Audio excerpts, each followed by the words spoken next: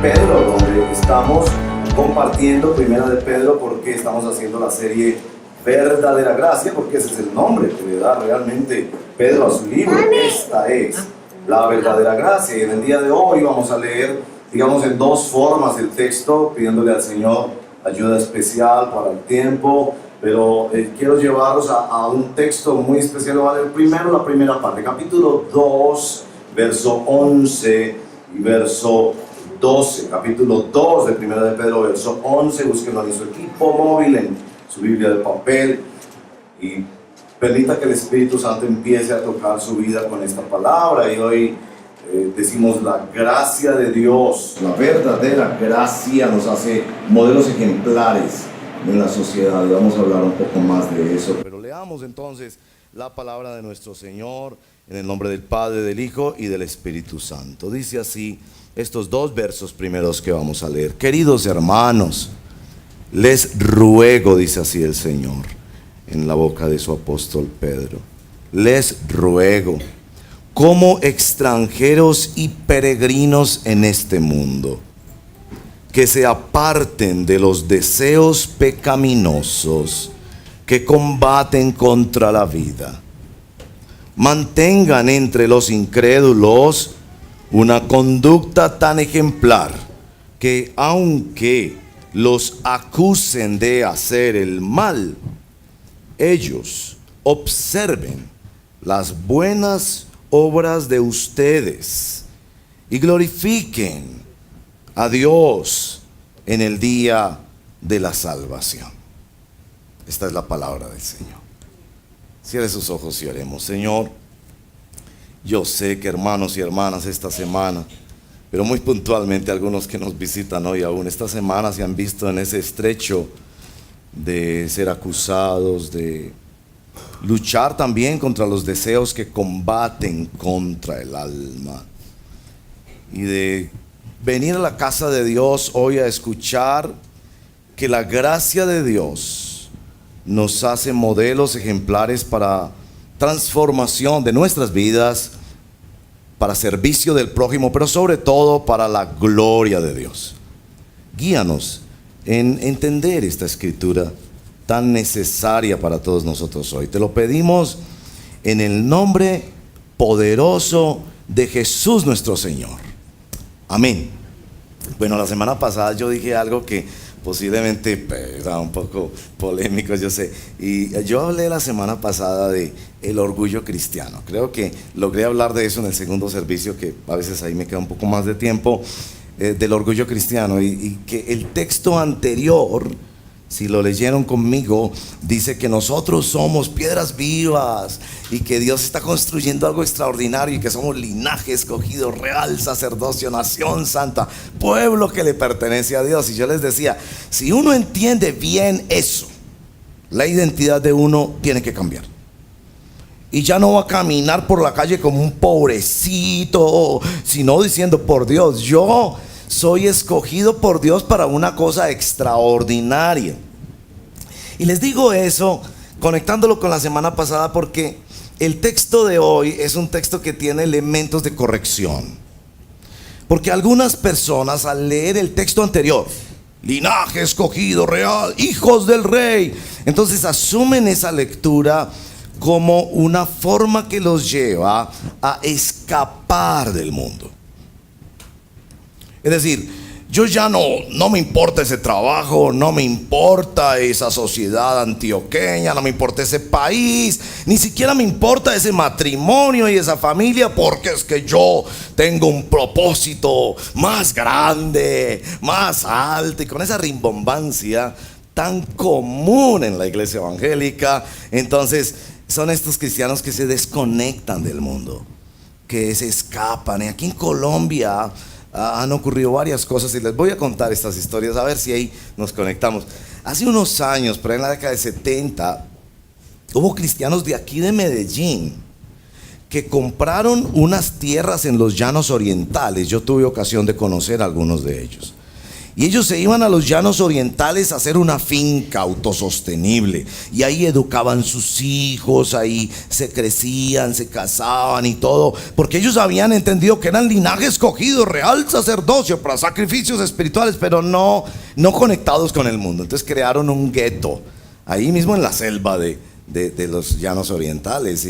Y tuvieron toda clase de problemas porque se dieron cuenta que esas personitas que estaban allí no eran ángeles, y se dieron cuenta que evidentemente Dios no los quería allí, porque aquí está un texto de la palabra fundamental para entender esta perspectiva.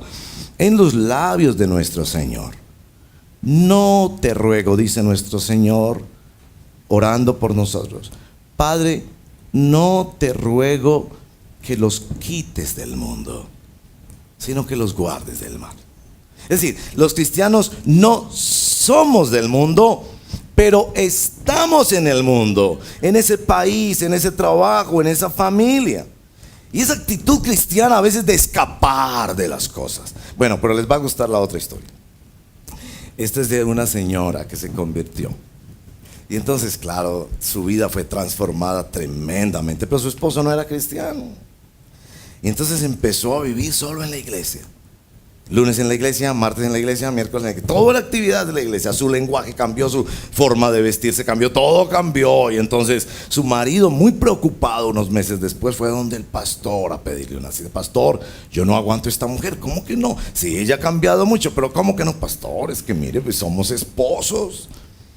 Y cuando llega la noche, pues yo quiero tener una relación con mi esposa. Y ella me sale, pastor, con esto de: no toques a la ungida de Jehová. La señora había entendido que la fe cristiana, por ser algo tan extraordinario y envolvente, entonces significaba que ya su matrimonio no importaba. Bueno, para que las damas no se sientan ofendidas solamente, sino los hombres también tengo una historia de un hombre. Este es el señor, y esta es verdad, el señor se convirtió, su esposa no se convirtió.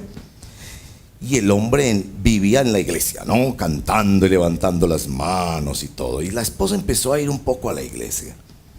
Y observó que este hombre en la casa no daba las gracias, no pedía un favor, no participaba para nada en las cosas de la casa, no tenía ternura con sus propios hijos. Pero en la iglesia, saludaba a todos los hermanos, los abrazaba, servía y le traía tintos a los hermanos, y era el hombre más decente que siempre decía gracias, por favor. Y toda esta señora, un día en pleno culto, se apareció con el trasteo de la casa. Trajo todas las cositas para la casa: muebles, nevera, estufa y todo. Y el pastor: señora, ¿usted qué está diciendo? No, es que yo me tengo que venir a vivir aquí, porque es que mi marido aquí sí funciona bien. Entonces de pronto, si yo vivo aquí, ahí podemos tener un mejor hogar. Bueno, les cuento esas historias para decirles que sí hay una tendencia en el cristianismo al escapismo, a la desconexión con la sociedad, y por eso en nuestro texto nos ayuda a entender cómo es nuestra relación con el mundo, y vamos a ver 3 esferas particulares. Pero miren en el verso 11 y 12 que ya hemos leído, y en primer lugar quiero mostrarles que ahí aparece lo que llamamos en estudios bíblicos una declaración general. Realmente la esencia de lo que viene en los textos siguientes está en los versos 11 y 12. Y sobre todo al decirles: les ruego que sean extranjeros y peregrinos. Y el punto es este: muchas veces los extranjeros son los mejores ciudadanos. ¿No se ha dado cuenta de eso? Ellos hacen fila, ellos respetan las normas, ellos piden los permisos adecuados, porque son conscientes que están en un país donde ellos no van a estar mucho tiempo y deben someterse a las reglas y estar ahí y participar de lo que está ahí. De hecho, noten inclusive los extranjeros, ellos disfrutan inclusive haciendo fila. Entonces hacen la fila y hablan con las personas y organizan. Y noten también, aprovechan cada oportunidad para aprender.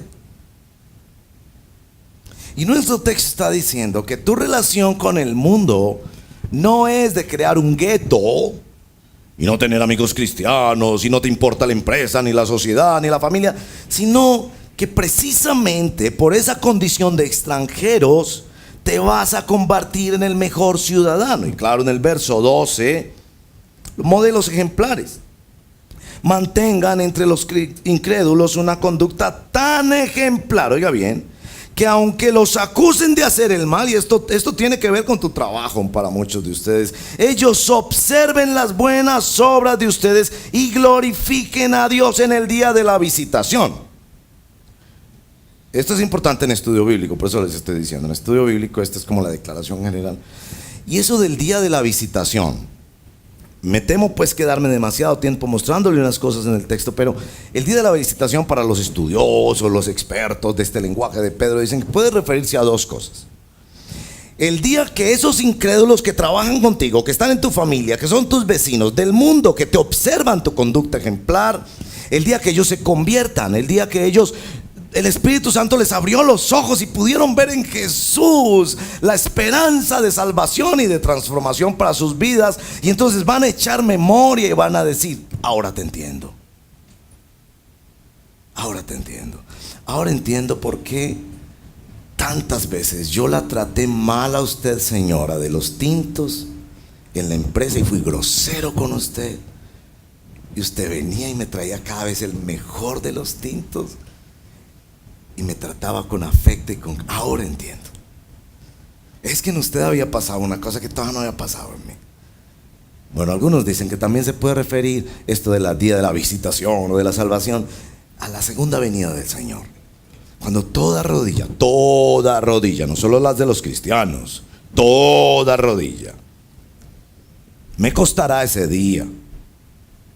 Me costará no tener ese piquiñita egoísta cuando yo vea a los ateos doblando las rodillas y declarando que Jesús es el Señor. Pero ese día aquellos salvos y aquellos no salvos reconocerán que todos estos hermanos y hermanas que se resistieron a actuar en su carne bajo sus deseos pecaminosos de venganza o de retaliación, que esos hermanos estaban siendo movidos por la palabra de Jesucristo y transformados por el poder y la obra suficiente de Cristo. Bueno, esa es la verdad central, si quieren, o la declaración principal que se desarrolla después. Ahora, después, si me lo tienen ahí en un gráfico, de los versos 13 al 17, les habla de la implicación de eso en la sumisión al Estado, a la sociedad, lo social donde tú vives. Verso 13 al 17. Y van a ver que dice verso 13: sométanse a causa del Señor a toda autoridad humana, ya sea al rey como suprema autoridad. ¿Por qué les dice eso? Porque están en una tierra que no es su tierra, en una ciudad de la cual no tienen esa ciudadanía, porque ellos tienen otra ciudadanía. Recuerden que les ha dicho eso en el texto anterior. Pero ¿cómo se han de comportar? En primer lugar le dice: sométase al Estado y a la autoridad social. En el verso 18 le habla a los trabajadores: sométanse a los empleadores. Y miren al final del verso 18: no solo a los buenos y comprensivos, sino también a los difíciles. Y la internacional dice: insoportables. Y ahí va hasta el verso 25. En el capítulo 3 de nuevo viene diciendo también la sumisión al esposo o a la esposa. Verso 1 al 7 del capítulo 3, la sumisión al esposo, ustedes mujeres casadas. Verso 7, asimismo, creo que se refiere al mismo asunto de la sumisión, cómo el hombre se somete a su esposa. Seguramente algunas de estas cosas van a quedar para tu reflexión y tu lectura en la casa, pero quiero mostrarte tres aspectos hoy, porque creo que es muy claro que nos están diciendo los cristianos: no nos escapamos de la realidad. Nosotros glorificamos y adoramos a Cristo en todas las esferas de la vida, Y aquí nos dice tres esferas concretas: lo social, el Estado, el trabajo, la relación con el empleador, y el matrimonio, la relación con el esposo o la esposa. Pero la propuesta de Pedro es muy clara: ser modelos ejemplares. Y nos va a decir también en segundo lugar que son modelos ejemplares que ejemplifican la sumisión. Y Pedro, creo que nuestro texto redefine ese concepto de la sumisión. Y en tercer lugar, ¿por qué o para qué es que nosotros estamos dispuestos a ajustarnos, a asumir y aceptar las condiciones limitantes y difíciles que nos presenta la vida en lo social, en el trabajo y en la familia? Bueno, esos son los tres aspectos. Primero, Pedro quiere hablar de modelos ejemplares. Aquí viene una pregunta: si a ti te escogieran de modelo, ¿de qué te escogerían de modelo? Piensa un momento eso. Si a ti te escogieran de modelo de cualquier cosa, a ver, ¿de qué te escogerían de modelo? Yo sé que muchos decían: hoy yo quisiera ser modelo que sale en Colombia Moda. O podrían escoger tu casa como el apartamento modelo. O algunos quisieran que su carro fuera último modelo. ¿De qué serías tú un modelo? Porque esta semana yo quiero desafiarte con esta palabra del Señor a que esta semana tú seas un modelo. Y te voy a explicar para qué. Porque no es la misma idea de las modelos de Colombia Moda. Tampoco es la idea del apartamento modelo, del carro último modelo. Pedro, creo que usa esta expresión de que los cristianos somos modelos ejemplares porque posiblemente cuando él escribe la carta desde Roma, esta carta es supervisada y puede ser leída por las autoridades. Y Pedro no solo está enviando un mensaje a los creyentes, sino también a la sociedad. Inclusive más adelante va a decir de la insensatez que tiene la sociedad hacia nosotros, porque efectivamente la iglesia cristiana, ese es el deber ser, y yo creo que nuestra iglesia lucha por eso, porque aquí estamos formando los mejores ciudadanos, los mejores empleados, las mejores mamás y los mejores papás para esta sociedad. La sociedad no piensa eso. Pero Pedro está enviándole ese mensaje también por si de pronto en el camino la carta es interceptada y leída por algún funcionario estatal y él quiere que ellos lean eso. La propuesta del cristianismo es hacer a hombres y a mujeres modelos ejemplares. Ahora, les ha dicho que son extranjeros y peregrinos, no turistas. Yo sé que cuando yo les mencioné extranjeros, ustedes pensaron más en los turistas.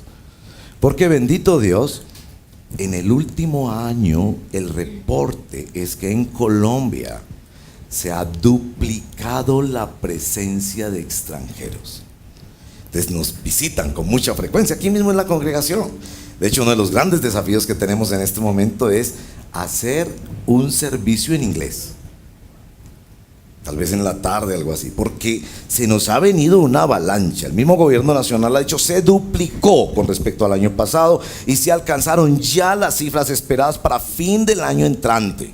Seguramente por efecto del proceso de paz y por la belleza natural que tiene Colombia en muchos lugares preciosos. También yo creo que por la calidad de las personas, los antioqueños y los colombianos en muchas regiones, somos personas que la gente dice, ¿no? Que somos amables, que tratamos muy bien al extranjero. Aquí nos está diciendo que somos extranjeros, pero no turistas. Si nosotros no venimos a disfrutar de los bienes de esta tierra. Nosotros venimos como modelos ejemplarizantes a mostrar una realidad, porque para eso es un modelo. ¿Para qué es un apartamento modelo? Es para señalar que hay otro apartamento. ¿Para qué se construye un modelo? Para señalar que hay otra realidad mayor y más importante. Entre otras cosas, cuando usted va a ver los apartamentos modelos, que tienden a ser muy engañosos, ¿no le ha pasado? Usted llega y dice, uy, este cuarto es muy grande. No lo crea, es porque la cama la diseñaron más pequeña y asimismo el nochero y hasta las lámparas y los objetos los hacen más pequeños. Y entonces te compra el apartamento y después dice, oíste, ¿fue que esto se encogió o qué? Y lo que pasa es que son modelos que están mostrando otra realidad, pero no es esa clase de modelo. Es un modelo que señala una realidad aún mejor. Y esa realidad, nuestro texto lo presenta hermosamente en el verso número 21. Es la realidad de nuestro Señor. Para esto fueron llamados, porque Cristo sufrió por ustedes, dándoles ejemplo para que sigan sus pisadas. Es decir, no nos van a mirar a nosotros como si nosotros estuviéramos en la pasarela y nos admiraran a nosotros, sino que nos van a mirar a nosotros y van a decir, ¿cuál es la realidad que estos están señalando? ¿Cuál es la persona que estos están siguiendo? Así que era muy importante para Pedro establecer que los cristianos terminamos siendo, por supuesto, extranjeros y peregrinos, porque no somos ciudadanos de acá, pero terminamos siendo la mejor contribución social, empresarial y familiar, porque nosotros estamos representando, modelando, mostrando al Señor Jesucristo. ¿Muestras tú al Señor Jesucristo? Yo sé que la gente te mira y dice, oh, Señor tan inteligente. Oh, señora tan próspera. Oh, Señor tan amable. Pero dicen, yo quiero conocer a quién está siguiendo este. Ahora, ¿cómo es que nos hace modelos? Y aquí viene un asunto polémico en nuestro texto. Porque el texto clarito lo deja. Sometiéndonos. ¿Le gusta esa palabra? Hacemos una prueba, a ver, ¿a quién le gusta aquí someterse? Ay, qué rico someterse. Ay, no veo que llegue el miércoles para someterse, no señor. De hecho, una de las mayores acusaciones al cristianismo radica precisamente en eso. Que dicen el cristianismo perpetúa sistemas de opresión. Porque los cristianos se someten al estado donde están, entonces nunca van a hacer una revolución social. O nos critican porque dice el cristianismo predica la sumisión de la mujer, cuando a través de la historia las mujeres han sido tan maltratadas. O dicen el cristianismo le dice a los cristianos, sométanse a sus pastores. Entonces nos critican en el cristianismo por el tema de la sumisión. La palabra en griego indica cosas mucho más amplias que las que vienen a nuestra mente, como sencillamente someternos a la autoridad de otra persona. Por ejemplo, la primera mención en el Nuevo Testamento sobre sumisión es que Jesús estaba sumiso a sus padres, papás y mamás. ¿No es muy importante la sumisión de nuestros hijos? Para cuidarlos, para formarlos, para protegerlos. También en el Evangelio observamos el poder de nuestro Señor Jesucristo cuando se ve que estaban sujetos a Él, sometidos a Él, aún los mismos demonios. Bueno, Romanos 13 habla de la sumisión al Estado. También la Biblia, por supuesto, habla de la sumisión de los unos a los otros en la comunidad cristiana. Y también habla de la sumisión de las esposas. 1 Corintios 15 dice que todas las cosas fueron sometidas a la persona de nuestro Señor Jesucristo. 1 Corintios 16, 15 y 16 tiene una mención extraordinaria sobre la sumisión, donde se ordena que nos sometamos todos a los que sirven, a los que ayudan en la obra de Dios. Y la traducción más precisa allí es ponerse a disposición. Por ahí la vamos cogiendo. Sumisión en la escritura no es hacer los caprichos de otra persona, sino ponerse a disposición entendiendo el principio de la autoridad. Y más allá de entender ampliamente este concepto que es tan rico en las escrituras, yo quiero sobre todo ayudarlos a ver lo que Pedro hace, que es una redefinición. Santiago 4:7, por ejemplo, dice que para la guerra espiritual, esa que enfrentamos todos nosotros y que Pedro menciona aquí como la batalla contra los deseos de nuestra propia carne, es necesario someternos a Dios. Y así lo dice Santiago: sométanse a Dios. Y entonces resistan al diablo y el diablo huirá de ustedes. Es decir, ¿cómo es que el diablo huye de ti cuando te está atacando, amenazando, mintiendo, engañando y acusando? ¿Cómo es que el diablo huye de ti? Para Santiago es muy sencillo. No hay que enfrentarse en palabras y fórmulas evangélicas y decir una cosa y otra y llamar al pastor experto. No, es muy sencillo. Sométase a Dios. Y entonces va a poder resistir al diablo. Y él va a ver, este está sometido a una autoridad espiritual, no hay nada que hacer. Y él va a huir con la cola entre las patas, asustado y miedoso, porque encontró una persona que se sometió a Dios. Bueno, Dios me ayude con el tiempo. Pero miren, quiero mostrarles una cosa en Romanos capítulo 10, verso 3. Y si me quedo ahí, de pronto la próxima semana seguimos, no sé. Pero esta me interesa mucho mostrárselas. Romanos 10:3 define nuestra conversión, nuestra participación en la obra perfecta del Señor Jesucristo como una experiencia de sumisión. Está relatando la situación de los judíos no conociendo la justicia que proviene de Dios y procurando establecer la suya propia, no se sometieron a la justicia de Dios. Es decir, ¿qué es volverse cristiano? Es someterse a la justicia de Dios. No voy a seguir con mi sermón, voy a hablar solo de eso y vamos a terminar. Me parece extraordinariamente importante entender Romanos 10:3. Porque nos está diciendo que para ser modelos ejemplares en la sociedad hemos de someternos. Pero tenemos que entender muy bien a qué sumisión se refiere. Y esa sumisión empieza en la sumisión al Evangelio y a la fe. Porque yo estoy seguro que tú puedes estar aquí y no ser cristiano de verdad.